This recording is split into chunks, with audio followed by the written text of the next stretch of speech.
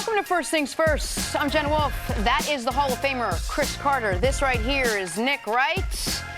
Guys, we got a great show today. Lots of good things. The Lakers off-season not quite going as planned. Wait till you hear the latest with that. Giannis and the Bucks bounce back in Game 2 as predicted, but we're going to start with the late game out west. You guys did the wife swap. Y'all got y'all's outfits coordinated. That was nice. I like it. Let's get this thing cracking. We will discuss later. Rockets, no, we might discuss later. Rockets Warriors Game 2. Remember, Houston trying to even up this series. Scary moment early on. James Harden had his eye basically gouged by Draymond Green. He'd leave and return. He complained of blurry vision after the game. He finished with 29. Wasn't enough to beat the defending champs. Steph Curry, Klay Thompson combined for only 41 points, but Kevin Durant gave you 29, 5, and 4. Wasn't the 40 we had seen, but it was 29. Warriors win 115-109. They now take a 2-0 series lead. Here's Kevin Durant after the game. Most definitely wanted to take care of home, especially after how last series went, losing 2 of them at home. So I think we're just a little bit more focused to finish games, no matter if we were up 15 and they still cut it down. And I think I love how we stayed poised through it all. You know, I think we only was able to do that because what we went through in the first series. And, you know, so glad that we was able to finish it out at home, but we know these guys are even more dangerous at their crib. So us on the road, they're even more dangerous. All right, Nick, we kept talking all about the officiating coming into this game. This doesn't seem to be the theme coming out of this game. How did the Warriors take care of the Rockets in Game 2? And credit to the officials. The officials were not part of the storyline. They did a great job. It was a fairly officiated game and a well-called game. But to answer your question, they came out ready to play, and the Rockets did not. Rockets down 15 points halfway through the first quarter. From that moment forward, they outplayed the Warriors. They tied them in the second quarter. They won the third quarter. They won the fourth quarter. But when you start the game in the first quarter with 9 turnovers, when you allow 8 offensive rebounds in the first quarter for your opposition, when they're not a great offensive rebounding team, when you're sloppy with the ball, when you only make 2 two-point field goals in the first quarter, and your opponent, the 2-time defending champ, they're the team that comes out hungrier. They're the team that comes out more desperate. They're the team that comes out where every defensive possession, it's rotations and people meeting you at the rim. To be totally honest, you deserve to lose. The Rockets were fortunate to be in the game after the first quarter, to be in the game at halftime, to have it within 3 points late in the fourth quarter because they didn't have the sense of urgency the moment required, and they didn't come out like a team that felt that the way they had spoken the days leading up to the game. We should have won Game 1. We were the better team Game 1. They came out like a lazy January game. Okay. And now they got into it, but you can't give the Warriors 6 minutes to build a lead. You can't give this team an edge in that building. So the Rockets had legitimate complaints after Game 1, and they undercut a lot of that with how they came out in Game 2. The Warriors played fine. They didn't play a great offensive game. Steph struggled again. KD was the least efficient he's been in this entire incredible 6-game stretch, and the Rockets couldn't take advantage because early in the game they were throwing the ball all over the gym, and they're letting Alfonso McKinney get tip dunks on putbacks because nobody's boxing out. This is a really disappointing effort in the first quarter for the Rockets. They weren't able to overcome it. Yeah, they didn't make the type of adjustment you would expect in game number 2. You would expect a little more desperation from the Rockets in game number 2 because you don't want to go down with the Warriors having the home court advantage. But I like the fact that Kevin Durant talked about some of the things in series number 1 that was a problem for them against the Clippers. Number 1 thing was losing at home. So that was an emphasis for them coming in. We're going to make sure that we protect home court. And they came out because this is not about playing great basketball. This is about being efficient under the most amount of pressure and be able to get to your spot on the court and be able to make shots. You got to give a lot of respect to Golden State because coming into this game, yeah, all the conversation about the referees, I didn't think the game would be about the referees. They had 3 veteran refs in there because ultimately the guys on the court are going to make the difference. Houston, with Harden being injured earlier, man, they were kind of lost there for a little bit. Their bench, actually, if there's something to be encouraged about, their bench after 2 games, because Rivers was hurt in game number 1, didn't play. You could see them missing that. But they struggle offensively if Harden is not playing at his highest level. And to me, it's hard to be a championship team when your number one threat is James Harden, and the way that people are playing him in the playoffs, where it's becoming harder and harder for him to score or be as efficient as he was during the regular season. Yeah, there's no way you can rely on that bench and the role players as a sustainable way of staying in this series. But we'll talk much more about James Harden, but between his injury and however that limits him, and the fact that this team is now down 0-2, is there any chance the Rockets can make this a competitive series now? Yeah, they have to go and take care of home. Game 3 becomes a must-win, and assuming they win Game 3, Game 4 is close to a must-win. The only reason you would say it's not is because we have seen teams come back from 3-1 down. But they obviously have to win Game 3, and what they need is, I thought Harden played a much smarter game in Game 2 despite the eye injury. He was obviously more efficient. He went to the rim when it was available to him. And the Rockets, you said before the game, that they need to try to get Clint Capella more involved. They did get him more involved, but it wasn't very successful. What I think they are realizing, and what we've realized after 2 games, is Kevin Durant, as a rim defender against Clint Capella, he wins that matchup.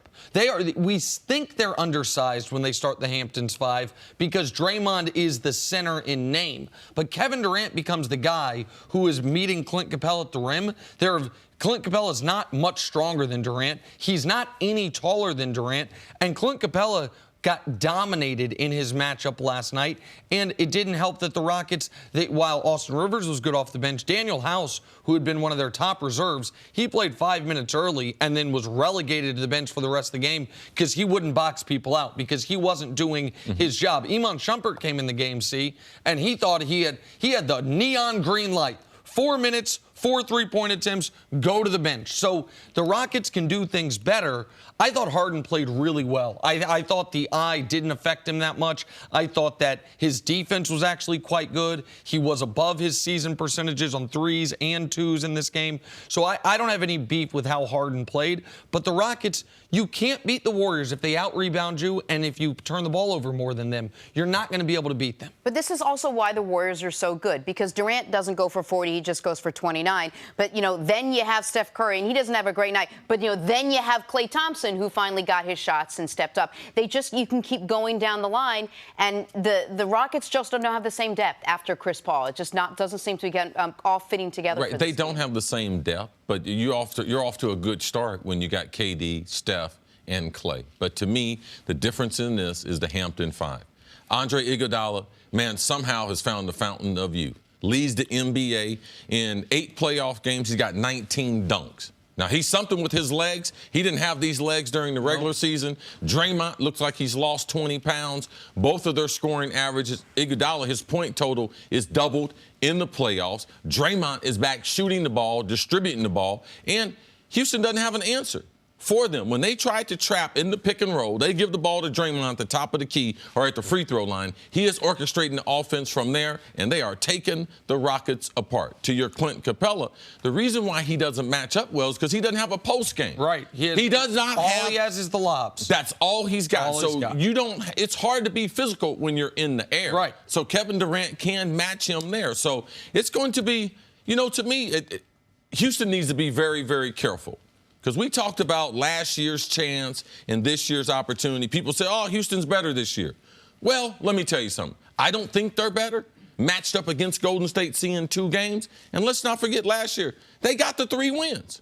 So to me, last year, was that really the best opportunity? And now looking at with them down 2-0, I would agree with what my opinion was several days ago, that last year's opportunity, I believe, was the one that they missed out on. Last year's opportunity could end up being the best opportunity they have, even if this ends up being the best team that they've had. But, yeah, you can't just toss the ball down to Capella and ask him to go to work. His only offensive move is a tip-in or a lob. Or when James Harden on pick and roll, he rolls to the basket and a lob. But to your point on the Hamptons 5, the numbers are jarring on it. Just look at it. They played 96 minutes in the series, 48 with the Hamptons 5, 48 with any other lineup.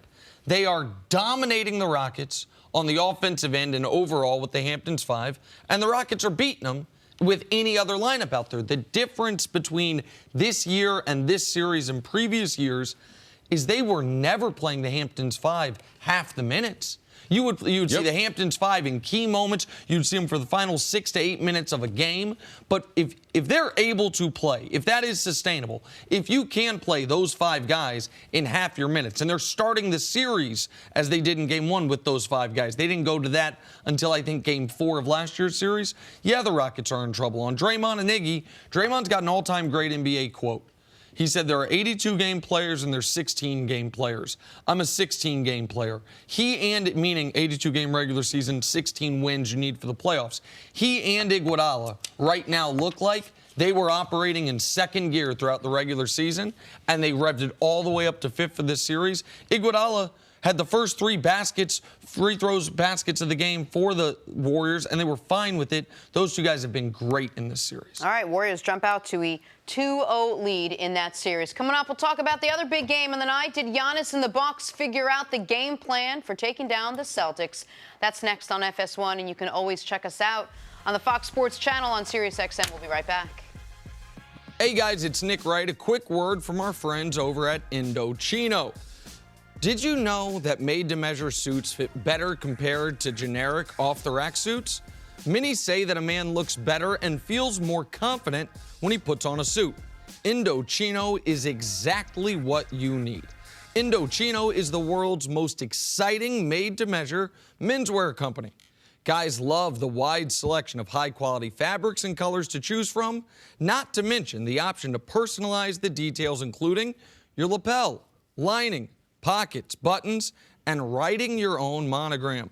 So here's how it works. Visit a stylist at a showroom of your choice located across the U.S. and have them take your measurements personally. Or measure at home yourself and shop online at Indochino.com. Choose your fabric, both inside and out. Choose your design customizations. Submit your measurements with your choices, and then kick back and relax while your suit gets professionally tailored and mailed to you in just a couple weeks. This week, our listeners can get any premium Indochino suit for just $359 at Indochino.com when entering the code FTF at checkout. That's 50% off the regular price for a made-to-measure premium suit. Plus, shipping is free. Again, that's Indochino.com, promo code FTF for any premium suit for just $359 and free shipping. Incredible deals for a premium made-to-measure suit. Once you go custom, you don't go back. Welcome back. We'll get to the Celtics Bucks in a second, but first, Rockets, Warriors. Clay hits Draymond with the touch pass, then Draymond throws the alley-oop to Andre Iguodala. You said it earlier, see, Iguodala leads the playoffs in dunks, which is, I didn't know that. That's an unbelievable stat for a guy who all year long looked like he was nearing the end, rejuvenated in the playoffs. Yeah, every once in a while I get a stat guy. Same game. James Harden could barely see the rim, but it didn't stop him from putting Andre Iguodala this time on skates before knocking down the tray. Harden was playing really poorly before the eye injury. It was briefly at the beginning of the first quarter. Yes. Once he came back from the eye injury, he was playing great. He was attacking when necessary. Played a little more under control. Absolutely. Less Just vision, wasn't the enough. better. Celtics Bucks. Jaylen Brown driving to the bucket, sees Giannis, goes 180 for the circus layup. When he first took off, I said he get ready to punch on Giannis again because he dunked on him in game number 1. Giannis got up so high, though, he had to change it up. Great shot by Jaylen Brown. This was when this was still a game, and then the avalanche came. Same game, Giannis throwing down the emphatic dunk after muscling through Jason Tatum. This also was early on when it was still a basketball game. Giannis was trying to play through contact more last night. It was a key to the Bucks. Yeah, and he read their success. defense a lot better. Read where the double team was coming from. Here, decides to go to his left hand because the double team was off to the right-hand side. Better decision-making than he did in game number 1. Tough night for Jason Tatum. All right, sticking with the series, this one might have come down to Giannis and Kyrie. If you'll recall, remember, Giannis said he'd make 0 adjustments after a terrible Game 1 loss, and that move paid off. The Greek Freak returned to his MVP form after a slow start to the game, pouring in a game-high 29 points, 10 rebounds. While Kyrie Irving had a night to forget, finishing with just 9 points on 4 of 18 shooting from the field. Bucks win 123-102.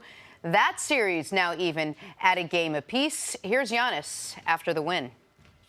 Last game one, the points don't matter, but at the end of the day, you got to come out and, win game two.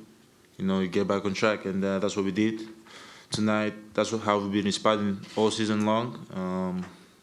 That's what's great about this team. There's no extra burden. This is what I signed up for. This is what Boston traded for me for. So being able to go back, get back in the trenches, get ready for, another battle on Friday. This is what you live for. So, basketball is fun when it comes like this, when you have to respond. And, this is type of basketball you want to be playing at this time of year. All right, CeCe, a lot of storylines in this one. What, though, was the actual key to Giannis and the Bucks bouncing back in this game? Giannis said before the game they weren't going to make any adjustments, but it's impossible to not make some adjustments. Even if they say, you know what, we're going to get back to how we won 60 games. Well, that would be an adjustment. They played at a faster pace. Giannis went to the rim before the defense of the Celtics could get set up, and they relied on Chris Middleton to be able to get the game going. Because let's not miss, Giannis was 3-11 at halftime. Chris Middleton kept them in this game where Boston had control of this game. Chris Middleton and his shot making kept them in the game. And then the Avalanche, as Nick would say, came in the third quarter where Giannis really started figuring out the Celtics, and he ended up dropping 15 on them. But from a team standpoint, this is how they played during the regular season. Their bench played a lot better, made those positive adjustments that we thought that they would make.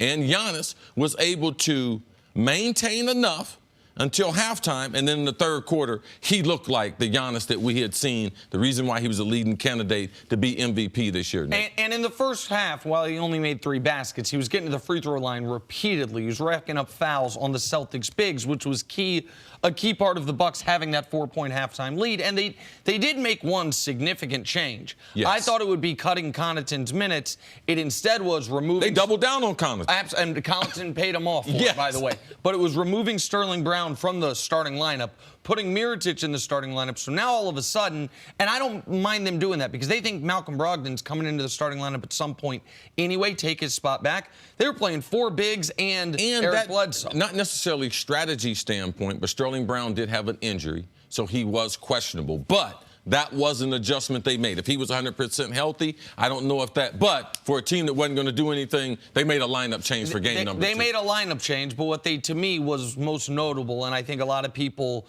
in the audience, understandably, probably weren't watching the Bucks super closely all year. That explosion in the third quarter, this is what the Bucks do. In their last game against Detroit, they were trailing by 4 midway through the third quarter of the closeout game. They went on a 45-10 run to end that series. 45-10 run over a little more than a quarter of basketball. Last night against the Celtics, it was 74-71 Bucks, 3-point lead with 7 minutes left in the third quarter. It was a good game. It was a close game. The Bucks had held a 2 to 6 point lead most of the way, but the Celtics were right there. And they pulled off a 31-4 run. And it's over. It's 105-75. The reserves are in. Good night. This is the best 3-point shooting team in the league other than the Houston Rockets.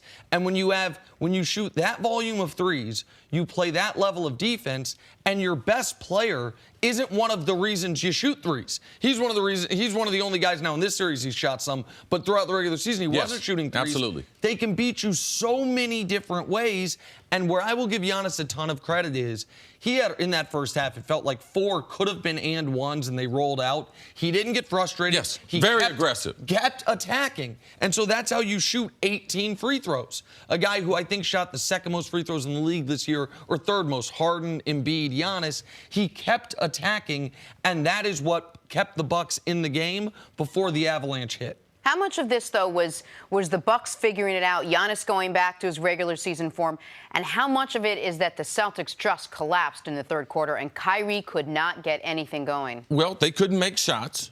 But to say that Boston struggled offensively and you're surprised, man, like, well, you haven't been watching them play. because they're going to struggle offensively sometime. We knew that the desperation in Milwaukee, we knew that you don't win 60 games and get to the second game, home court advantage, and decide, you know something, we're just going to allow this to happen. No, they were in a desperate situation. Boston was in control of the game for the first quarter and a half. Yep.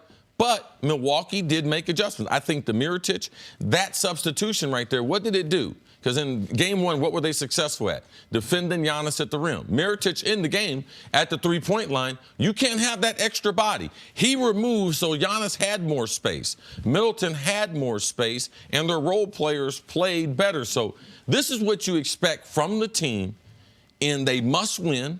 They got the best record in the NBA.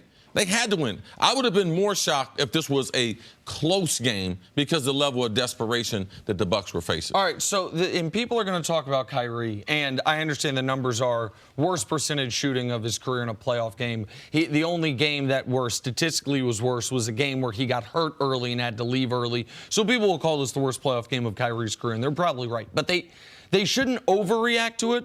But you also understand why it happened. The reason you shouldn't overreact is Kyrie has, because of the style of play, because he takes such difficult shots, contested fadeaway jumpers, about once a series against the Pacers. Oh, he had a 4 of 13. In his last playoff series with the Cavs, he had an 8 of 23. In the series before that, he had a 4 of 11. Kyrie, about once a series, has a really tough night. That's, given the way he plays, it's not shocking. And he's still, despite that, he's a great, great player. What's concerning for Boston is this. Milwaukee switched way more in this game than they did in game one. And what they saw was Kyrie, when he was up against bigger defenders, so when he was up against anyone other than George Hill or the other guard whose name I'm forgetting at the moment, Bledsoe, apologies. Hill or Bledsoe, he was 0 for 9. Whether it was Mirotic, whether it was Giannis, whether he got switched out even on Brook Lopez, he could not make a shot when the bigger defender was on him. Milwaukee's going to do that again in Game 3 now. They will switch everything with Kyrie, even if it means a bigger defender gets on him, because that appeared last night to be an advantage. Kyrie's got to make the adjustment of not take those contested jump shots, and when you have the bigger guy on you, go to the basket as one of the best finishers we've ever seen. Well, one of the problems was the physicality of the playoffs and Milwaukee's length at the rim. He's having a hard time finishing over them. He had a couple spectacular finishes in game number 1. But in game number 2, that's the reason why he had to settle for those jump shots, because the overall size that the Bucks have there. All right, we got to take a break. Coming up, is the offseason already in shambles for LeBron and the Lakers? Haven't talked about them in a while. We will next on FS1. Shambles? It's Yeah. May 1st. The 2019 FIFA Women's World Cup kicks off June 7th. All eyes will be on Alex Morgan, Carly Lloyd, and the U.S. women's national team as the defending champions head to France, looking to win an historic 4th World Cup. All matches will be live here on Fox and FS1. Can't wait for it. One of the best events every 4 years. It's going to be fun. Time now for us to go viral. Panthers dual threat running back Christian McCaffrey had over 1,900 yards along with 13 touchdowns last year. And if his off-season workouts are any indication, he might improve on those numbers. Look at that. The Panthers posting this picture of McCaffrey looking jacked. What are your thoughts, C? No, he looks good. It's kind of the angle, too. He's not that big. I did a Panthers game last year. He's one of the best athletes we have in the NFL, one of the best conditioned athletes, but it's kind of the angle. His arms aren't that big, but now that would be a shock. That's 4 Nick Wrights in that. Yeah, like Nick, if Nick woke up and saw his body like that, his face would look like that. Not interested. Why? Well, it's not what I'm into, not what my wife's It's not the into. physique. Well, you don't. No, listen, let me tell you something. Hold on. Whoa. Careful. How do you know? How do you know what your wife's into if you're not offering it? What? Because we have these discussions. We've had some obviously, discussions, if it meant too. something to her, I do that. Because why would she want anything That's not else true. if she has all this? All right, Jenna, after you tried to do that wife swap thing yesterday that Jenna, somehow ended with you and I being married. You're right. Jenna, I'm very... Trust me. We're our spouses are into muscle and into body, Yeah, Jenna. you two might Jenna. I know. Mine's into charm, I know. And wit, and humor. And anything I'm else 2 you out may of 3 have. on There that. you go. Which one? Which? The charm and the wit, good sir. Stories to start your morning brought to you by the unexpected energy of ExxonMobil.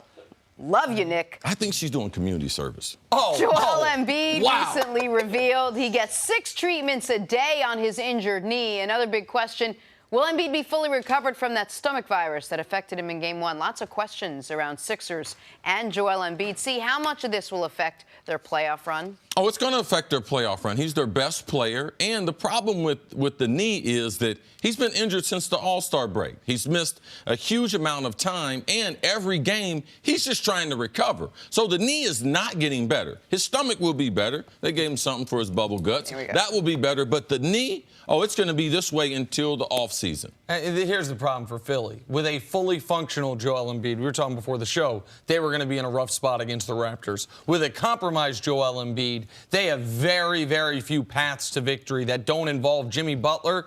The Game 2 Jimmy Butler being Game 3, Game 4, Game 5, Game 6 Jimmy Butler, and he hasn't shown that level of consistency since he got there. Maybe they need to give your boy Ben Simmons some rest, man, because he's exhausting himself on the Listen, you totally misinterpreted that comment yesterday, and that's fine. It's no problem. I'm not worried about that. I mean, I'm trying to look after Ben, you know? Ben Simmons played more minutes than anyone's played in the playoffs all year, and he played them mostly on Kawhi Leonard. How old is he? But it's not about age, see?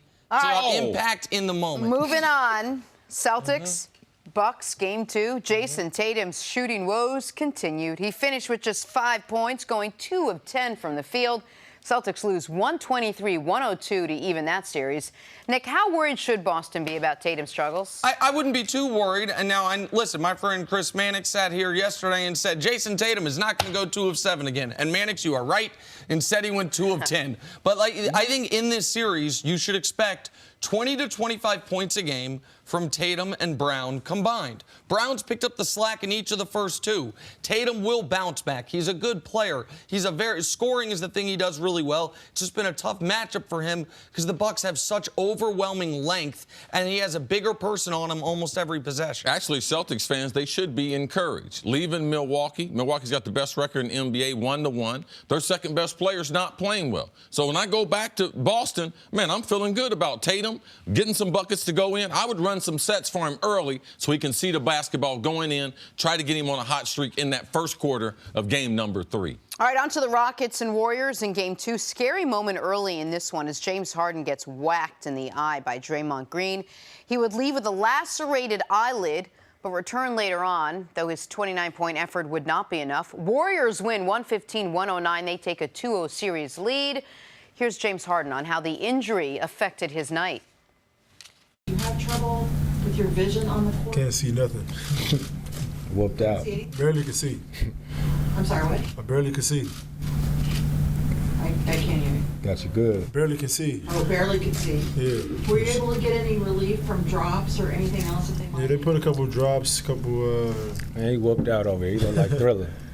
couple drops to help it, numb it a little bit. But I mean, just all the lights was blurry. What do you say? He looked like Thriller? What? Yeah, his eye was bleeding. His eyeball was bleeding. Yeah, it was bad. It looked terrible. It was bad. It looked ugly. How concerning, Nick, is this for Houston moving forward? This is not even, to me, on a top 5 list of concerns. Unless someone's going to tell me all of a sudden that 2 days, 3 days after an injury like this, it gets extra inflamed. I didn't read anything about it. I'm obviously not that familiar with the cut eyelid, but I tried to read as much as I could about it before the show today. I mean, they don't play again until Saturday.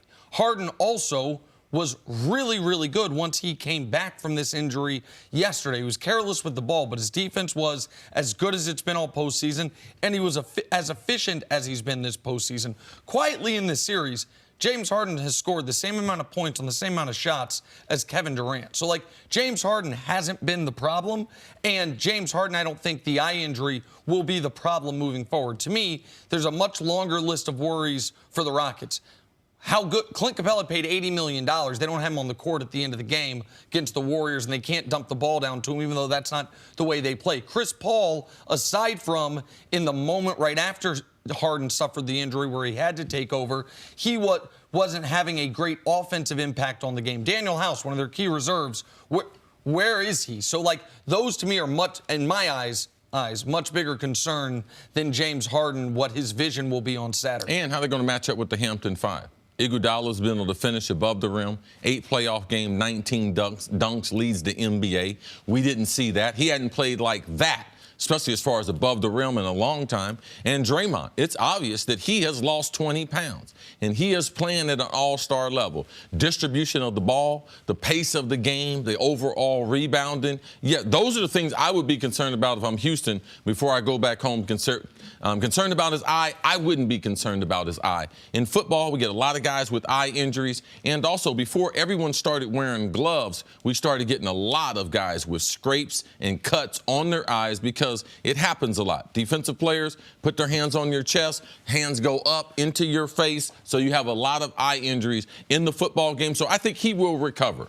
Well, I asked you about before the show because you were talking about how football guys, one of the reasons they started wearing the shields was to prevent some of these eye injuries. When you suffer an injury like Harden did, how many days is it affecting your vision out? Like how long? I'm sure playing wide receiver, you had guys scrape your eyes. How long will it affect his ability to see clearly? Right. Well, we don't know the severity of it, but the fact that he was able to come back in the game in the second quarter, a good sign. Those are very, very good signs. I think in the first 48 hours, it becomes very, very important to make sure the eye doesn't get inflamed. But I think on Saturday, he'll be back to close to 100%. To me, this isn't an excuse for the Rockets in Game 2, and it won't be moving forward. The injury that probably won't, but has, to me, the highest likelihood of affecting the series is Steph Curry's dislocated finger on his non-shooting hand more than James Harden's eyes moving forward.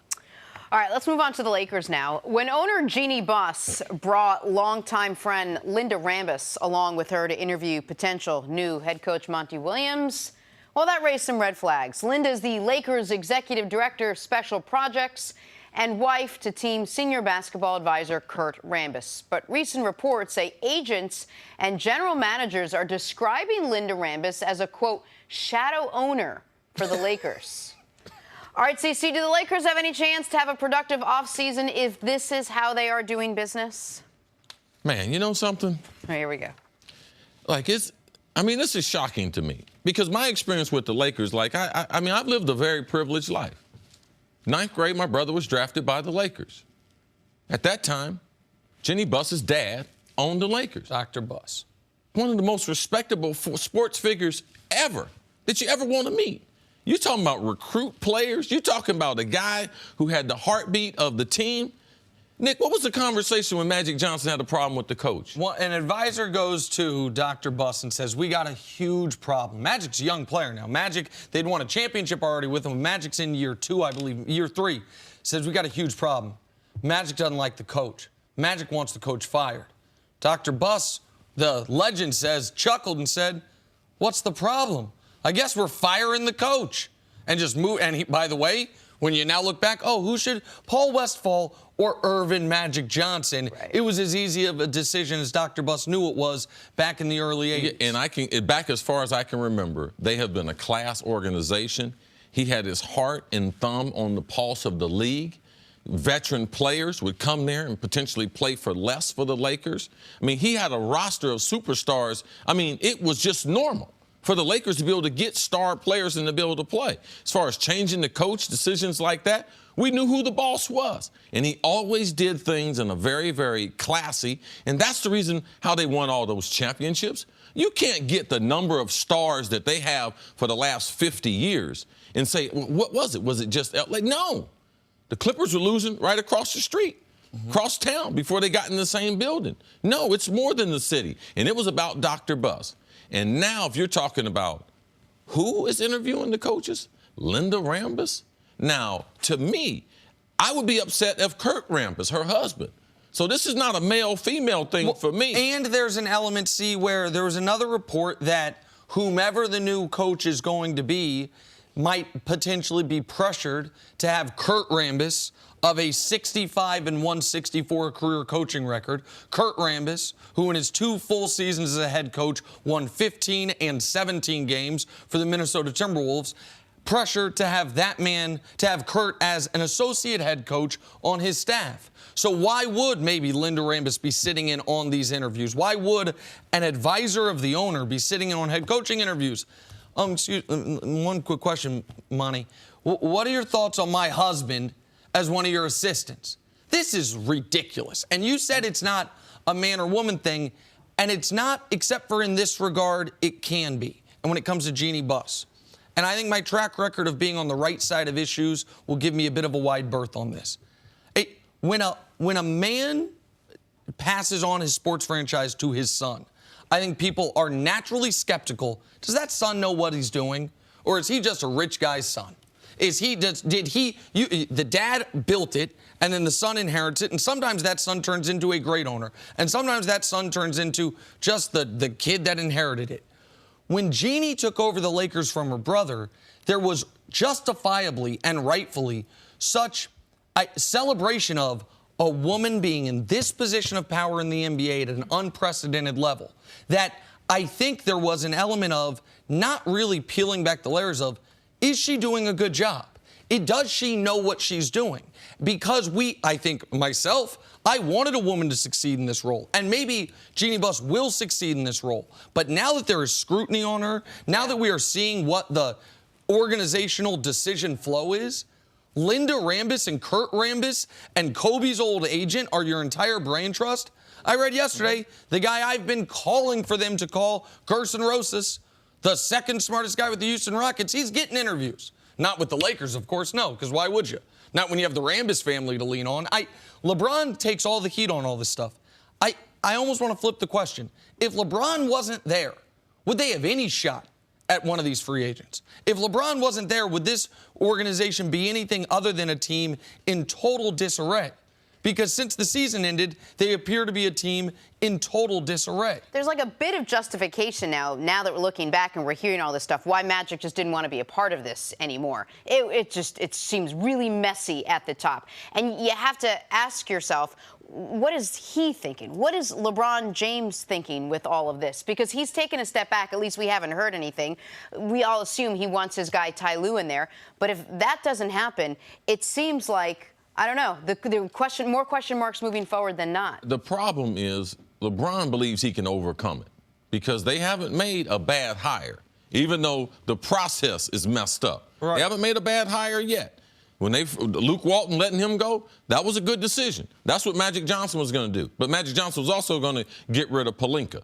So where they're going now is not where Magic Johnson wanted them to go. That's why he didn't even give Jeannie Buss the courtesy of calling her. Well, and I think the other reason we now know Magic didn't give her the courtesy of calling her is he's getting these emails of these two guys talking trash on him. Of course. I mean, of reportedly Jeannie Buss and Rob Pelinka not knowing he's blind copied on all basketball ops emails, and there's going back and forth. It's like when you text the wrong person, talking trash about that person. It's an awkward thing, tough to pull yourself out of it. Magic said, I think, man, like he said many times, I'm Irvin Magic Johnson. I don't need this. I don't need this. And so he walked away. LeBron is not in position to walk away. Yes. And LeBron is there. And now, because it doesn't look like they're going to hire the smart guy, doesn't look like they're going to hire a real president of basketball ops, we don't know who the coach is going to be. It's going to be, fairly or unfairly, on LeBron to convince someone to come play there.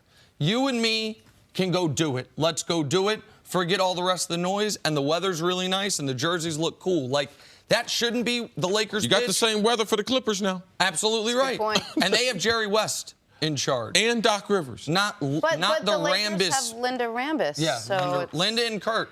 Absolutely, Kurt. Take a Stay break. off Twitter, bro. Coming up, have the Warriors all but wrapped up their series with the Rockets. That's ahead. This is First Things First. Back here with Antoine Walker. Rockets, Warriors, Game 2. Scary moment earlier in this one is James Harden's eye basically gouged by Draymond Green. He would leave and return, but his 29-point effort would not be enough as the Warriors showed why. They are back-to-back champs. Curry and Clay combining for 41, while Kevin Durant continued his dominance, 29-5-4. Warriors win this one, 115-109. Here's Kevin Durant on the importance of heading to Houston up 2-0. Most definitely wanted to take care of home, especially after how last series went, losing 2 of them at home. So I think we're just a little bit more focused to finish games, no matter if we were up 15 and they still cut it down. And I think I love how we stayed poised through it all. You know, I think we only was able to do that because of what we went through in the first series. And, you know, so glad that we was able to finish it out at home, but we know these guys are even more dangerous at their crib. So us on the road, they're even more dangerous. Antoine, wasn't a monster night from Kevin Durant or Steph Curry or any individual Warrior. How are they able to take care of the Rockets in Game 2? Well, simply they play with a lot of energy, a lot of effort, and you guys talked about it earlier. Draymond Green and Andre Iguodala, the way they're playing rejuvenated basketball. The Houston Rockets, the worst thing that could have happened to them was DeMarcus Cousins getting hurt, because it changed the whole complexion of the series. It made them go back to their original small lineup that's won games for them, and it took DeMarcus Cousins out the equation. Now Kenneth Faried can't play. He's not getting the minutes that we thought that he was going to get this series. Obviously, it takes away from their rotation. If you look last night, Golden State Warriors respected James Harden regardless of his eye injury. They trapped him. They forced him to make plays, forced him to throw the lob in the Capella. I mean, it had to be 6 or 7 times they tried to do that play, but because they're quick, athletic, Kevin Durant protecting the basket, the series has switched because now Golden State can play their Hampton Five, as you guys call it. I just call it their small lineup, and be effective. And then they get great play. I mean, Draymond Green looks like a different player. Obviously, you can tell he's healthy now. And he's making He had a plays. toe injury during the season. So you can tell he's healthy now. I mean, the dunk he got in the second half showed that he's got his athletic ability back. And I think he's the difference maker in the series. They cannot match up with Golden State's small lineup. Well, the numbers say the Hamptons Five is the difference in this series. They've played that unit 48 of, so exactly half of the minutes, and they are crushing the Rockets in those minutes. In the other 48 minutes, the Rockets actually have a slight edge. That Hamptons Five unit has a near 130 offensive rating, which is a 110 offensive rating is great. 130 is almost impossible. And I mean, you look at it right there. It's not in just spot duty. It's half the game. It's half the minutes that have been played in this series.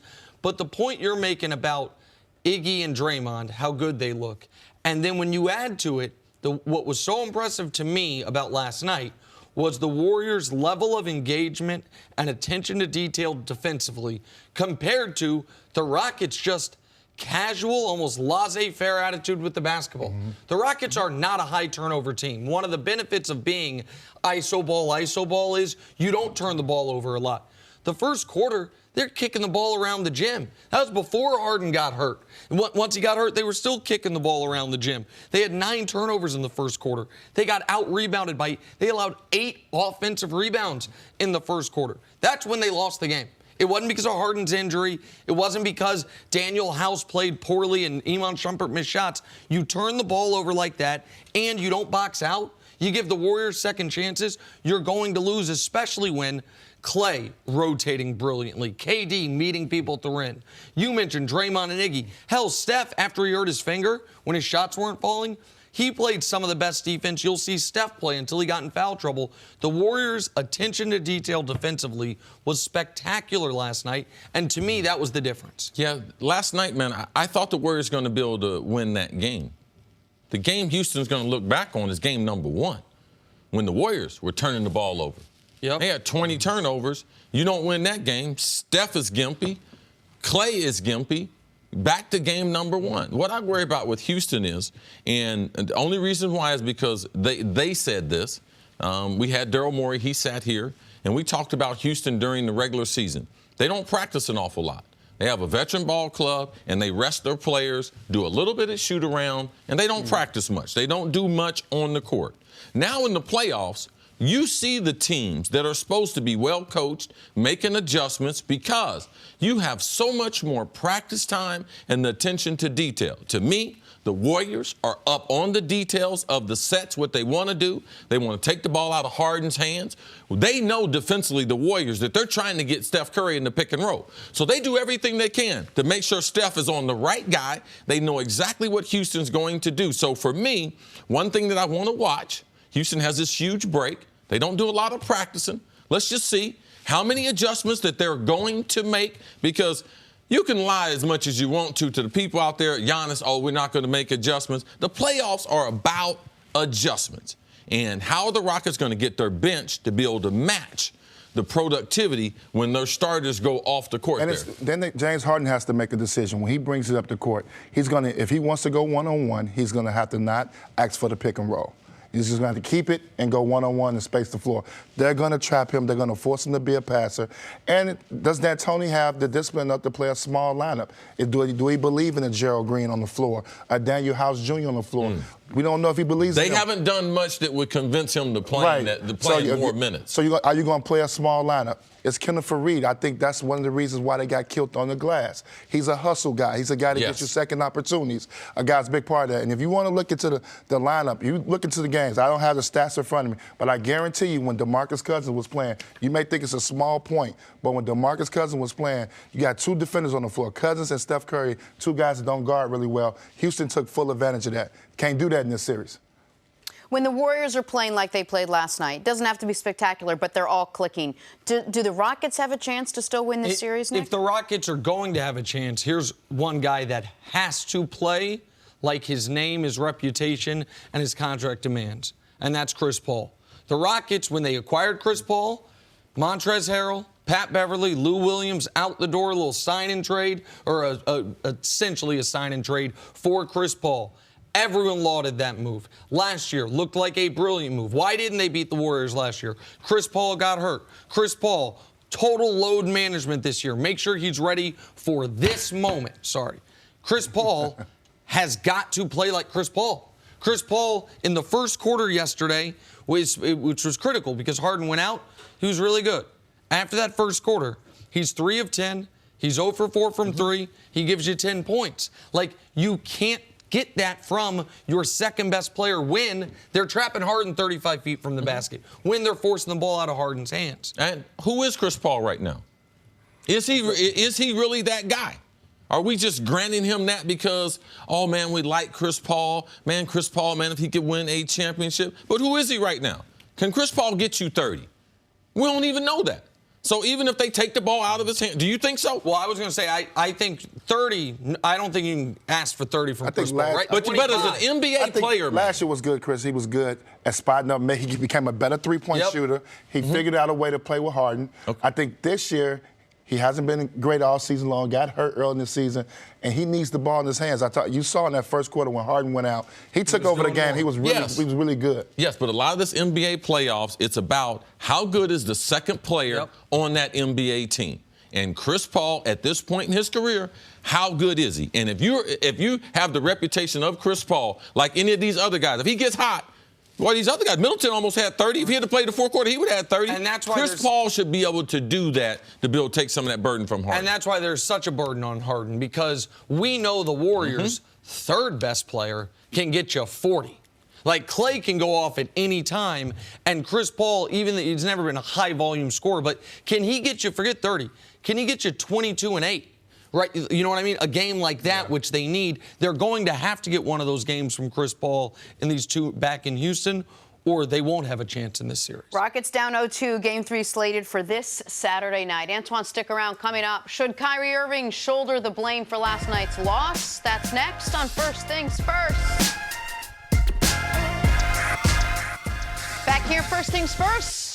We are joined by Super Bowl champ Martellus Bennett. Hey, what Martellus, up, man? how are you? How you doing? Nice to see you. Congratulations. Thank you. Man, you've been dreaming for a long time. Man, everything you wanted to do, and now everything is coming together for you. I never stop dreaming, man. That's the whole thing. I think that a lot of times people think that you can only have one dream in life, but you could achieve as many dreams as you want. I love it. Well, we have your book here. We're going to talk to you about that in a second, just because Chris was reading it. I just ordered it on Amazon. Dear Black Boy. We're going to talk more about it, but I've sort of been following the behind the scenes of how it's come Jenna's together. on you on the gram now. Big time. All right, Martellus, let's start with one of your former teams, the Patriots. No surprise here. They are favorites to win Super Bowl 54.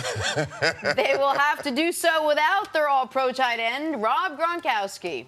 All right, Martellus, there are all sorts of stories about you joining the Pats to replace Gronk. Did you come close to teaming up with your brother in New England? Well, I mean, I thought about it. It would just be so awesome to play with your brother, and it's something that we always want to do. We were roommates in college, played together in college, and to kind of like have both our families and kind of play in the same city would have been really, really cool because we've been on separate sides of the earth for, a decade. We see each other in the summer, so just to go to work every day. He's the person who pushed me to make it to the NFL, so I feel like if I got to play with him, my game would go to another level just being on the same team. But at the same time, I felt like what I was doing, my life's purpose right now with creativity is far more important to my community than another tight end. Or I think I have a bigger impact as an author and a creator and a writer than I could ever have as a football player. Well, I'm sure it was a tough call, and I'm sure the Patriots would love to have you. And like you mentioned, it would have been cool to be back with Michael. For the Patriots, how tough of a void do you think it's going to be for them to fill with Rob Gronkowski retiring, with you not helping him out? How will they fill the role he played not only as a pass catcher but as a blocker? I think the difference this year would be that they have the full offseason to prepare and change the offense. Josh McDaniels is very, very smart. So they're a team that adapts and changes things, that they will put the players in position to make the plays. I think it's harder to adjust in the middle of the season when you lose Gronk or he's out for a game than it is right now to have all this time to prepare and see what you have. They just drafted a big receiver that they won't be able to put in some situation similar to Gronk. So I think this much time is not going to be that big of an impact because they have so much time to learn what they want to do. One of the things I hate in covering the NFL is the players that you cover, and you know, there's the difference between it's hard to imagine a guy being an average player because all the athletes are great in their own right, but there are tiers to this. Right. And when you lose a great player or even a good player, how everyone is just instant, we're going to replace this guy. Lots of these guys can't be replaced by one player. I think you make a great point by saying the offseason, because Gronk won't be replaced by one player, but the offseasons will be utilized to find out what everyone can do and what they can't do. And that's where New England, man, they have this thing down, where they're not going to put a guy in a position, if he is not a run blocker, point of attack, he's not going to be in running situations. If he's a tight end, a little undersized, likes to run routes, they like to flex him out a little bit or put him in a position where you can't bump him. So they create people to be able to create that productivity better than any other team. So I look for several players to have to replace what Gronk did. Yeah, and it's 2019. There's not many tight ends that can actually block. Right? You're not getting tight ends that are dynamic. Like, that last class is gone. That class of tight end is pretty much gone. There's not a guy that's going to be dynamic at the point of attack and down the field that could run all the routes. So you only get to see that. So you usually have two guys. That's when you have your Frank Wycheck and then you bring in your Jimmy Graham. So they kind of just find a good balance with those two guys. So what made me Gronk so dynamic is that we both could block and we both could get down the field. So if you bring in nickel to cover two tight ends, then we run it. If you try to stop the run, we could just audible and throw the ball down the field. A lot of times tight ends don't give you that dynamic because they know that when they're in, they're not blocking. They're not afraid of them as blockers. Were you shocked to see how New England, predominantly a throwing team, even though Sony Michel was spectacular during the regular season, how they looked at the defenses and saw in the playoff, the Chargers don't have a linebacker over 230. All right, Kansas City don't have a linebacker over 230, and they get to the Super Bowl, the Rams don't have a linebacker over 230, so we're going to run the ball in these 3 games to be able to get their 6th Super Bowl. Yeah, I mean, that's the thing that makes them, they don't really have an identity. Their identity is wherever it takes to win. And not too many times could do that. So many coaches have egos and they want to call the plays in a certain way. There's no ego when they call the plays. They call plays to win. So many coaches want to get the stats. There's players that want to get their stats and things like that. But New England's always been a team where they play to win. And whatever it is, every team is like, we had to run 30 times with LeGarrette when I was there, then we would run 30 times and everyone's happy. Because we're just trying to win. No one really cares about the stats. There's not emphasis on it. So you laughed a little bit when we said that the Patriots are projected to win again this year. Tom Brady is as old as Tom Brady is. They don't have Rob Gronkowski. They haven't really done that much to change the team dramatically from last year, and yet, no doubt, they're back here in this position. Were you surprised by that? I mean, is there any doubt that this is the team? It's just funny. It's like someone saying, like, a Marvel movie broke the box records. It's like, of course it did. It's supposed to break the box record every single time they drop one. So I think it's crazy that there's not a franchise where actually a Super Bowl or bust.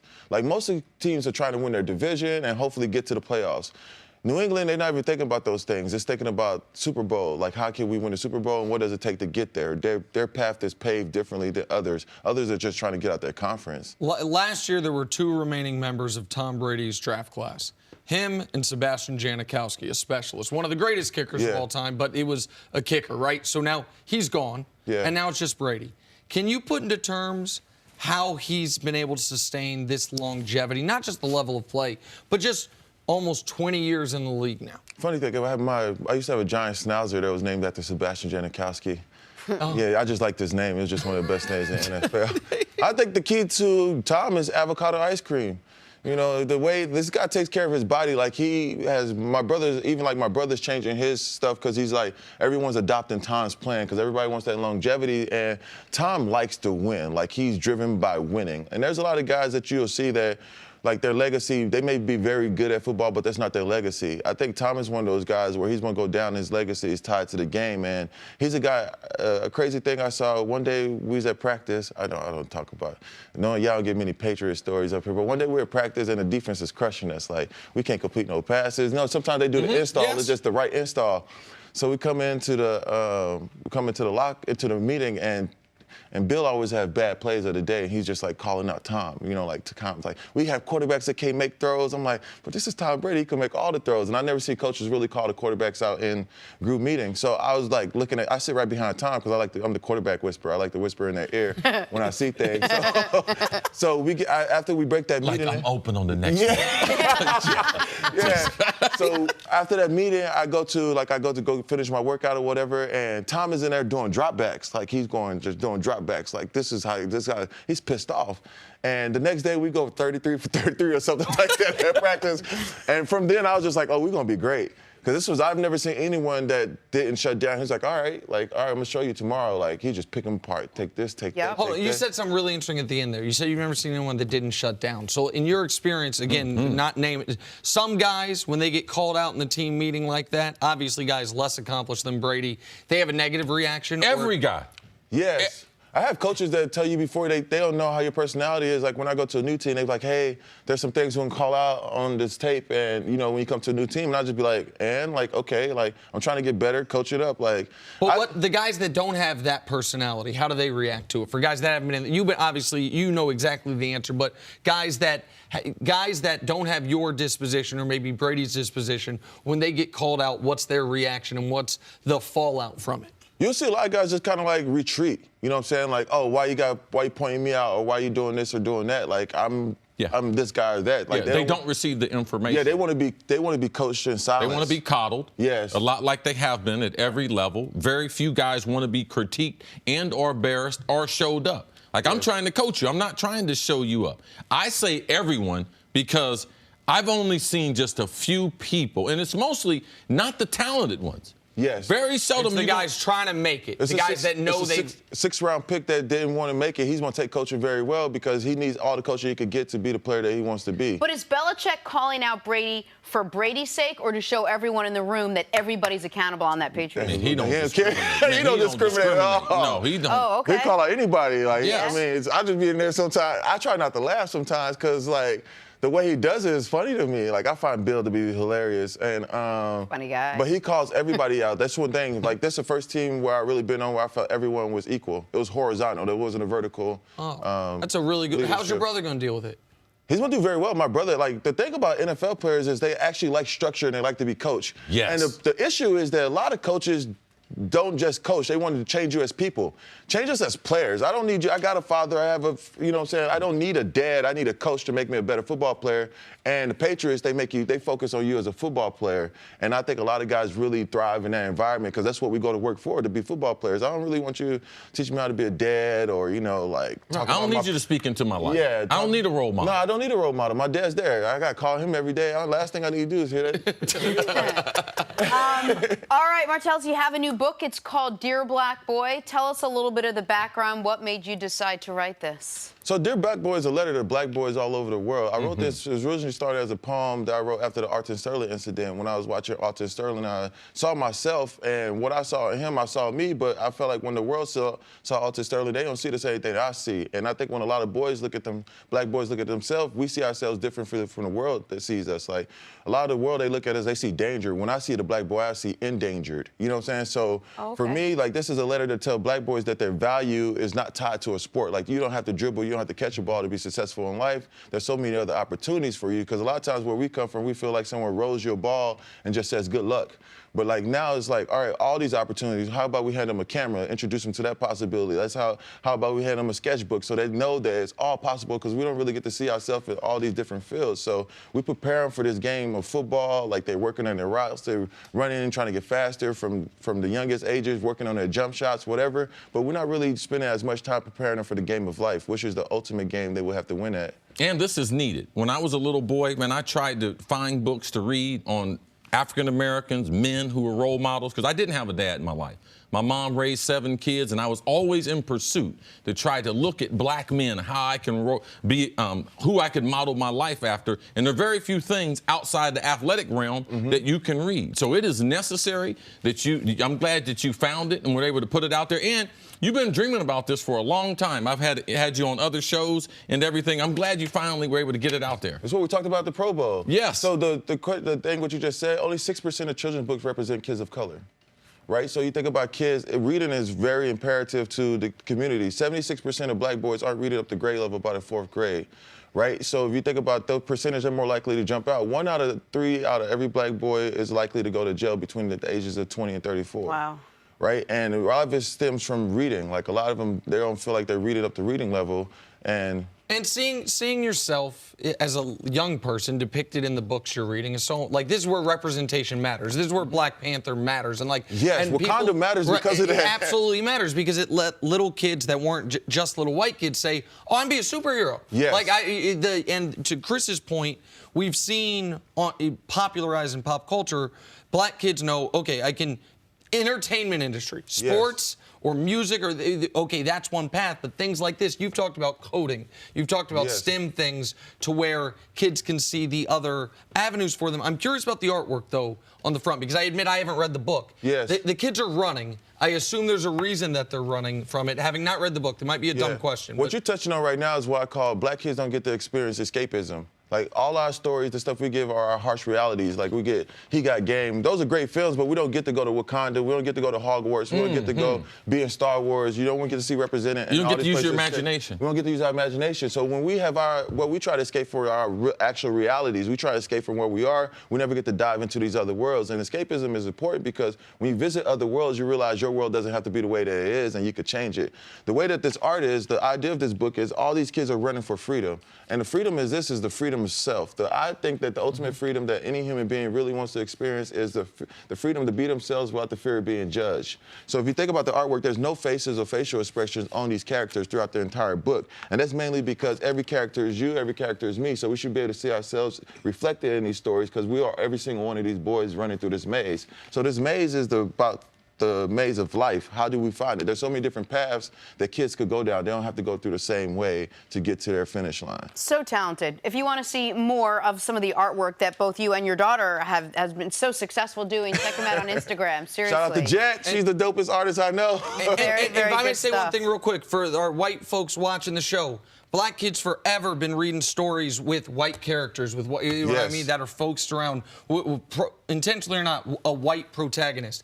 Just because it's called Dear Black Boy and it's a story to kids of color, doesn't mean the white parents out there can't buy this for their kids. Doesn't mean they can't get a lot from it. And I think that's super important, because we learn empathy through reading. So when white kids get to read about black kids, they realize that black kids are just like them. They like magic, they like going out of space, they enjoy the same thing. So now we have something in common, and I learned that. And I get to put myself in your shoes through literature. Martellus, thanks so much for joining us today. Thank you. Thank you for listening to the First Things First podcast. Remember, leave us a review and tell us what you think. Subscribe to the podcast on Apple Podcasts and catch us on FS1 Monday through Friday, 6:30 a.m. Eastern. For Cris Carter and Nick Wright, I'm Jenna Wolfe. So long, everybody.